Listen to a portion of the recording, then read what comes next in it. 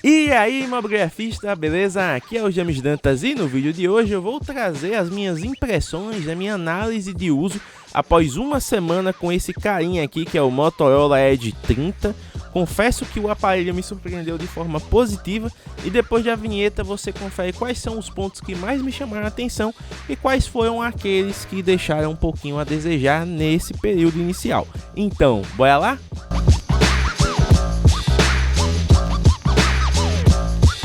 E se essa é a sua primeira vez aqui no canal, seja muito bem-vindo, seja muito bem-vinda. Mobgrafando é uma comunidade que estimula a criatividade dos seus membros através da mobgrafia, que é a fotografia com smartphones. E aqui no YouTube a gente fala sobre tecnologia, traz análise de produto, dicas de aplicativo e também reflexões sobre o mundo da fotografia. E se você ainda não é inscrito aqui no canal, aproveita esse botão aqui ó, que está aparecendo na tela e se inscreve agora, nesse momento, nesse instante. Porque além desse vídeo, você vai ter mais de 400 conteúdos para aprender sobre outros smartphones, sobre fotografia, ver lives com convidados ilustres e muito mais. Então, espero você inscrito aqui, hein? E falando do Motorola Edge 30, o primeiro ponto que eu tenho que comentar não poderia ser outro senão o design, né? A Motorola posiciona esse cara como o aparelho com tecnologia 5G mais fino do mundo e talvez seja um dos mais leves também, né? Ele tem 6,79 mm de espessura, o que torna ele extremamente leve para segurar, e por causa do design dele, que ele é um pouco mais quadrado, né, nas bordas, ele não tem tantas curvas, ele tem uma anatomia na pegada, né, ele tem uma ergonomia que faz com que você sinta que o aparelho ele se encaixa na sua mão de uma forma diferente de outros aparelhos que você já usou, né? Se você já teve a oportunidade de usar outros smartphones premium, principalmente, né, ou está acostumado com aparelhos mais pesados, no meu caso, por exemplo, né, que vem do Zenfone 6, por exemplo, minha namorada que está com o Zenfone 6 atualmente, então é um aparelho que é bem mais robusto. E aí quando você pega esse aparelho na mão, você sente que está com uma pena, né? Ele é muito leve e a pegada dele é muito boa. Eu consigo usar ele por longos períodos e ele não passa aquela sensação de que está incomodando, que está pesado ao extremo e tudo mais. Então, ponto positivo para a Motorola no design desse cara, porque ele é extremamente leve e confortável na mão, tá? E outra coisa, né? O design ele chama atenção por ele ser mais elegante, né? Que é um ponto positivo também da Motorola. No Edge 30 Pro, que eu ainda não tive a oportunidade de pegar em mãos, mas pelo que eu vi dos colegas analisando, pelo que eu vi do material da Motorola, o Edge 30 Pro ele ainda tem aquele aspecto de smartphone mais robusto, do smartphone, né? Com um design assim mais bruto, enquanto que no Edge 30 é totalmente o oposto, ele é um design refinado. Então ele passa a impressão de que realmente a Motorola no Edge 30 ela começou a mudar sua filosofia de design para procurar algo que fosse próprio e que ao mesmo tempo se destacasse do que tem, né, disponível no mercado com a concorrência. Então a Motorola conseguiu uma filosofia de design que é própria dela e que consegue passar justamente aquilo que ela quer com o aparelho, que é um aparelho elegante, que é um aparelho para você usar no dia a dia e que é um aparelho que mesmo com essa espessura fina, ele não vai te deixar na mão no quesito, né, de durabilidade, no quesito de proteção. Obviamente eu ainda não fiz a burrada de deixar ele cair em nenhum canto, né, ele tá aqui firme e forte, sempre usando com a capinha, né, que vem na própria caixa do aparelho.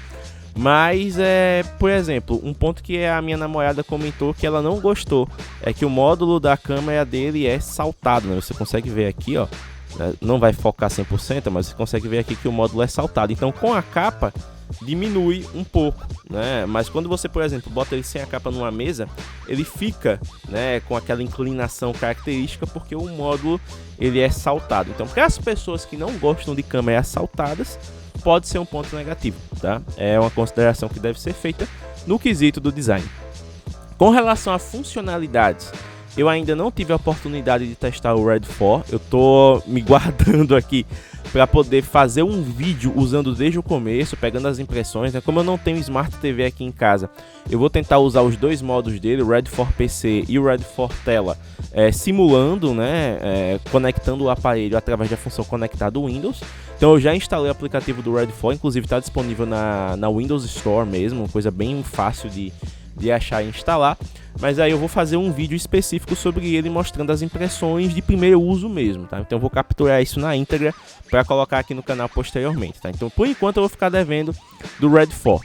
Com relação ao sistema Android 12, com aquela interface da Motorola que é bem clean, né? Basicamente você não tem bloatware, você não tem nada visual ali que seja, digamos assim, impeditivo de usar. Obviamente a Motorola tem os motogestos, né, como o tradicional balançar para ligar a lanterna, tem o agitar aqui para ele abrir a câmera, né?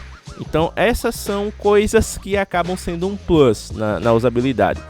Mas no quesito assim de veio com aplicativos indesejados, o sistema pesado, o sistema engasga. Não, Android 12 fluindo bonitinho. No caso, ele tem, né, o Snapdragon 778G Plus. Então no desempenho do dia a dia também muito satisfatório de usar as transições entre aplicativos. Às vezes eu coloco cerca de 6, 7 aplicativos ali no multitarefa que eu vou esquecendo aberto e ele dá conta tranquilamente. Eu só percebi um bug que eu creio que não seja do sistema e seja do Telegram, que às vezes eu deixo o Telegram em segundo plano, bloqueio o smartphone e tal, e quando eu volto para usar, a janela do Telegram fica fantasma, como se o app tá aberto, mas ele não mostra nada. Aí eu tenho que fechar o Telegram, né, tirar ele da multitarefa e abrir novamente para ele mostrar as conversas, mas foi o único bug que eu percebi até o momento, tá? Com relação às câmeras, que é uma das principais coisas que vocês querem saber, até porque aqui o canal é focado em fotografia, vai ter um vídeo específico de câmeras aqui no canal, mas até onde eu usei, as câmeras são muito competentes. O sensor de 50 megapixels principal tem uma boa nitidez, tem um bom equilíbrio de cores, principalmente em situações onde a luz ela tá, né, em abundância. A câmera ultra-wide, como o sensor é híbrido, né, também tem autofoco, é capaz de fazer macro. É extremamente gostosa de usar. Obviamente, quando você coloca na ultra-wide comparado à principal, ele já tem ali uma perda de nitidez, mas as cores conseguem se manter equilibradas. E o modo macro dele me surpreendeu, porque dá para fazer modo macro em vídeo, inclusive filmando em 4K. Coisa que você vai ver no vídeo dedicado de câmeras que vai ser postado mais na frente. Só um instante. Mas o que é que acontece? O conjunto de câmeras está muito bem equilibrado e o Night Vision, que é um modo, né, da Motorola para fotos noturnas, ele consegue fazer algumas coisas bem interessantes. Eu fiz alguns vídeos que eu postei no Instagram, né, para a galera ter uma parcial de como é que ele funciona. Eu postei nos stories, mas eu tô vendo como é que eu compilo ele para deixar disponível no Reels e é muito bom. Obviamente, a gente não vai fazer milagre, não é aquela coisa de você apontar para um cômodo escuro e ele iluminar como se estivesse de dia, até porque isso eu acho exagerado. Mas em situações onde você está à noite, você tem uma sombra muito proeminente, ele consegue mostrar o que está ali, né, na sombra, consegue suavizar essa sombra, trazer mais nitidez para a foto, inclusive. E se você vai fazer retratos noturnos ou fotos, né, onde exige um pouco mais de detalhe e você não está satisfeito com a câmera principal no modo padrão, coloca no Night Vision que ele vai dar um boost, né, nessa nitidez, nas cores, e as fotos noturnas realmente vão ficar com um aspecto bem agradável.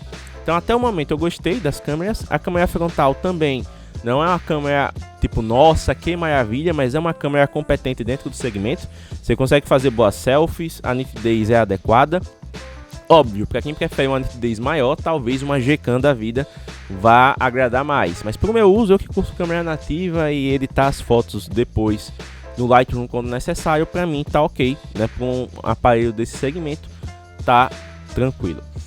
Uma coisa que eu gostaria de testar e que ainda não tive oportunidade é justamente a questão de fotos num cenário mais dedicado.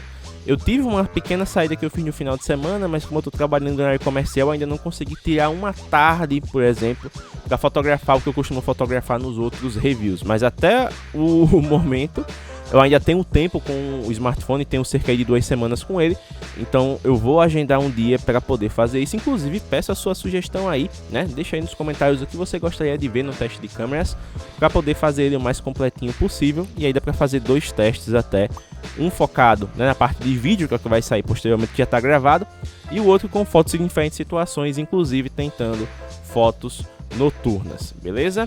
Com relação a desempenho, como eu mencionei, no dia a dia, não tenho o que reclamar, né? Dá conta de tudo. Eu não joguei, isso é uma coisa que eu vou ficar devendo para vocês, porque eu não jogo no smartphone, infelizmente. A minha época gamer ela tá muito escassa, né? O meu ânimo gamer tá muito escasso, e quando eu quero jogar alguma coisa eu jogo no PC. Eu sempre gosto de jogar jogo indie, né? Jogo com narrativa mais aprofundada, aqueles que você passa 30 horas ali só esmiuçando os diálogos e vendo as complicações que vai dar. Mas enfim, eu sei que o Carlinhos lá do canal, né, Carlos Leal, ele tá com o Ed 30 que ele comprou e ele tá fazendo testes mais aprofundados nesse quesito de jogos, né? Então eu vou deixar listado aqui na descrição os vídeos dele testando os jogos, para que você possa olhar lá o desempenho, né? Mas eu realmente vou ficar devendo porque eu não jogo no celular, então não faz muito sentido eu comentar aqui, né? Mas ele tem o 778 Plus, né? Como eu mencionei, essa versão que eu tô aqui, na verdade é a versão que é vendida no mercado, né? 256 de armazenamento, 8 GB de RAM, com processador competente, vai dar para você jogar tudo. Não vou garantir que você vai rodar a maioria dos jogos no Ultra, mas você vai ter um desempenho bacana para poder rodar o que você precisar. Uma outra coisa, muito bem lembrado, a tela desse cara, ela é estupenda. Eu até falei uma palavra meio esquisita aqui, mas assim, o nível de cores muito bom, contraste lindo, né? Os pretos são pretos, bem aprofundados, ele consegue fazer uma relação ali bacana. O brilho dele é muito bom, né? Para você usar em situações aí que você tem o sol, né, vindo de cima, tudo mais, ele consegue ter um bom nível de visibilidade, você consegue ali, né, sem precisar botar a mãozinha em cima para fazer uma sombra, e ele tem a taxa de atualização de 144 Hz, né? Então assim, a fluidez na navegação do dia a dia e tudo mais é muito boa. Aí você vai dizer, James, mas aí roda jogo? Cara, é aquela coisa. Taxa de atualização em jogos vai depender do suporte da fabricante, né, do jogo.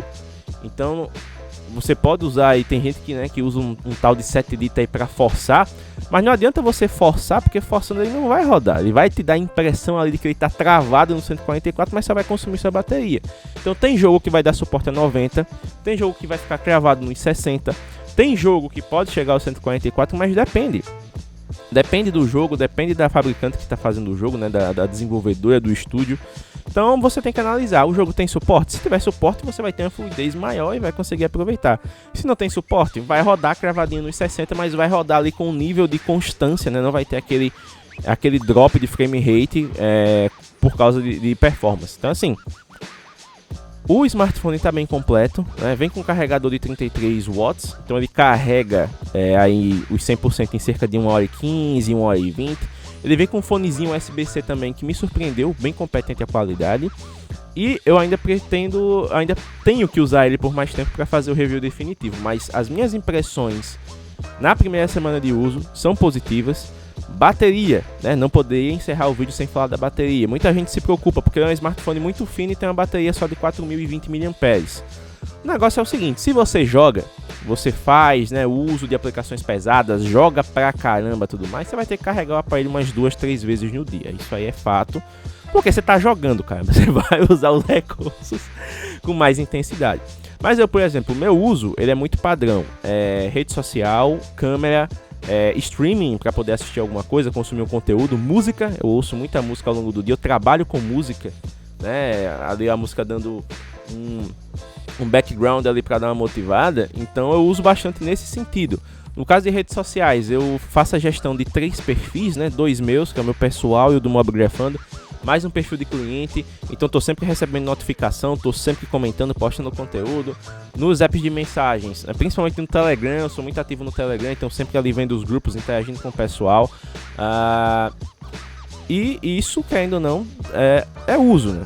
E fora que quando eu tô no trabalho, lá é rede corporativa, os smartphones que não são cadastrados dentro da rede, ele não vai acessar as redes sociais. Então eu fico no meu pessoal, né? Eu fico usando o 4G. Então eu passo boa parte do dia no 4G.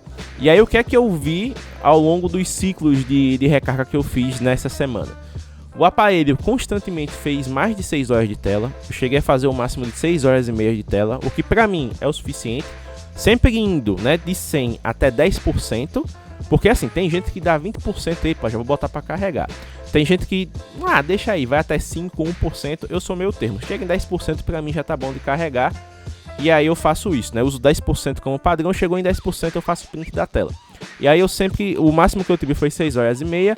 O mínimo que eu tive, que foi no dia que eu usei o celular bastante, fiz vídeos pra uma ação lá do trabalho, então fiz vídeos com ele. Usei o microfone da Fifine, né, que é o M6, que é aquele lapela sem fio que eu tenho aqui. Então com isso o aparelho fez 4 horas e 50 de tela, mas usando com mais intensidade, tá?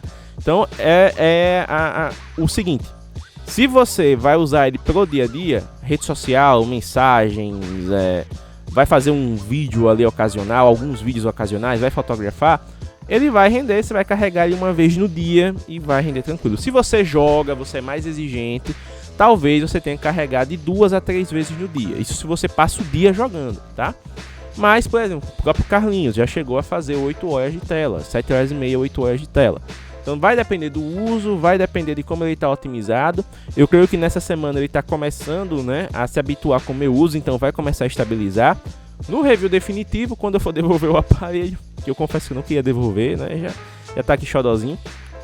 Mas eu aponto, né, se houve melhorar na bateria ou se continua nesse padrão. Mas pra mim, com 4.000 mAh de bateria, fazendo 6 horas e meia de tela, restando 10% com uso, né, médio, diário, tá interessante.